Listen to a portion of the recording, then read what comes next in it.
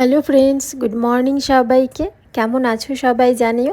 আর নতুন আরও একটা ভিডিওয় তোমাদের সকলকে অনেক অনেক স্বাগত আর অনেক ভালোবাসা। তো আজকে তোমাদের সাথে শেয়ার করব গ্রামের বাড়িতে একটা গ্রাম্যবধূকে সকাল থেকে সারাদিন কী কী কাজ করতে হয়, সেই সবটাই তোমাদের সাথেও শেয়ার করব। তোমরাও সাথে থাকো আর দেখতে থাকো পুরো ভিডিওটা। তো ঘর ঝাড় শেষ করেই বাইরে এসেই দেখছি বাবা পান ধুচ্ছে, মানে পান ধুয়ে পানের একটা কি বলবো এটাকে পুটলি বানাবে।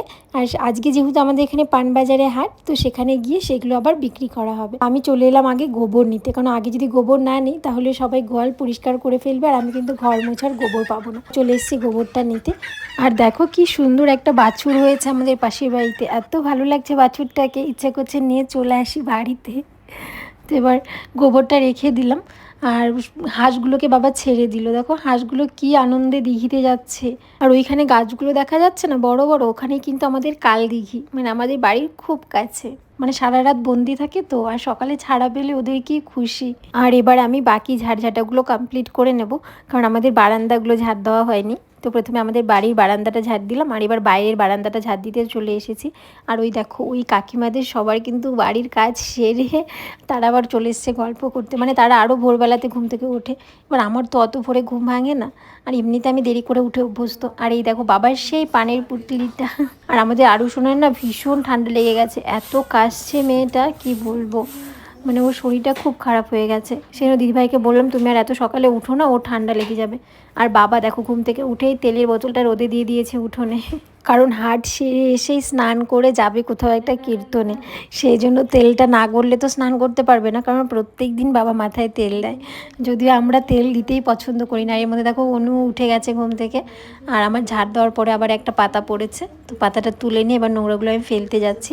আর এটা আমাদের বাড়ির বাইরেটা, এখানে এখন পরিষ্কার করা হয়নি, কারণ কিছু করা হয় না, মাটি ফেলা হয়েছে, প্রচুর জঙ্গল হয়ে গেছে। তা জঙ্গলে মঙ্গল।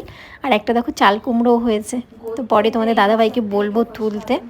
আর আমি এবার চলে এলাম উনুনের ছাই তুলতে। অনেকগুলো খড় বেরিয়েছে, তো সেই জন্য উনুনে রান্না করা, নইলে উনুনে রান্না করা হয় না, গ্যাসে রান্না করা হয়। তো খড়গুলো আছে সেগুলো নষ্ট করে কি হবে। আর মাঝে মাঝে বড় যে শলা বেরোয়, সেই শলাগুলো রান্না করার জন্য উনুনটা রাখা আর কি। তা আগে উনুনটা মুছে নিলাম, কারণ উনুনটা শুকিয়ে যাবে, আবার রান্না করার ব্যাপার আছে। আর এবার বাকি ঘরটারগুলো মুছে নেব। তো চলে এসেছি উঠোন মুছতে। আর এর মধ্যে দাদা দেখছি দিঘিতে গেছিলো হাঁটতে, আর হাঁটতে গিয়ে দেখছি একটা তাজা মাছ, লাফানো মাছ নিয়ে এসছে। আর এই দেখো মাছটা কি লাফাচ্ছে, একটা বড় ফলি মাছ নিয়ে চলে এসেছে। আর এইদিকে আমার ঘর মোছা হয়ে গেছে, এখনও উঠোনের একটু মোছা বাকি আছে, তো সেগুলো কমপ্লিট করে নেব। তারপরে চলে এলাম রান্নাঘরে। রাতেই গ্যাস মুছে রেখেছিলাম, তারপরে অনু আবার একটু চা করেছে, তো বাচ্চা মানুষ তো একটু অগোছালো হয়েছে, তো আমি এবার পরিষ্কার করে নেব, নিয়ে বাসনগুলো মেজে নিয়ে রান্নাঘরটাও মুছে নেব। আর এই দেখো এত তাড়াতাড়ি করে সব কাজ ছেড়ে নিলাম। আর এবার আলুটা সিদ্ধ বসিয়ে দিয়ে চলে যাব স্নান করতে, কারণ স্নান করে এসে সকালের খাবার বানাতে হবে। তো আলুতে এবার সিটি পড়ুক, আর আলুতে সিটি পড়তে পড়তে আমি স্নান সেরে চলে আসি। আর দেখো স্নান সেরে চলে এলাম, আর আমি স্নান করতে করতে কিন্তু দিভাই এসে দেখছি আলু ছুলে আলুর তরকারিটা বানানো হয়ে গেছে। আর এই দেখো ধোসার সাথে খাওয়ার জন্য আলুর তরকারি বানানো হয়েছে। আর এটা ধোসার ব্যাটারটা আমি কালকে রাতে ভিজিয়ে রেখেছিলাম, আজকে সেটাই ভাজলাম। তো জানি না কেমন হয়েছে, সাউথ ইন্ডিয়ার মতো তো বানানো সম্ভব নয়, তারপরে যেহেতু ব্যাটারটা নিয়ে এসেছিলাম তাই একটু চেষ্টা আর কি। ভালো ভালো ভালো লাগছে। জানি ততটা ভালো হয়নি, তারপরেও বাড়ির লোকের ভালো লেগেছে, এটাই অনেক বড় পাওয়া। ধোসার রিভিউ ভালো, কেমন হয়েছে অনু? ভালো ভালো। তো সকালে সবাইকার ধোসা খাওয়া কমপ্লিট, আর এবার আমি চলে এসেছি দুপুরে রান্না করতে। তো উনুনে ভাতটা করে নেব, আর বাকি রান্নাগুলো গ্যাসে হবে। তো এর মধ্যে দিদি আবার আমার জন্য ধোসা নিয়ে চলে এসেছে, বলছে খাও, ভাতটা ফুটতে ফুটতে তুমি খেয়ে নাও। আর আমি খেয়ে নিতে সত্যিই ভাতটা ফুটে গেল। আর এবার ভাতটা নামিয়ে নেব, আর ভাত নামিয়ে তারপরে চলে এলাম রান্নাঘরে দুপুরে রান্নাগুলো করতে। তোমাদের দাদা ভাইকে খুন করি। চলো কুমড়া কাটো, ওই যখন আসছে চলো।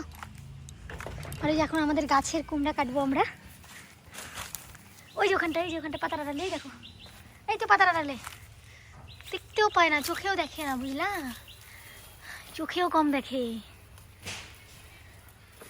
আস্তে কাটো, দেখাও একটু সবাইকে কুমড়াটা, দেখাও দেখাও ভালো করে।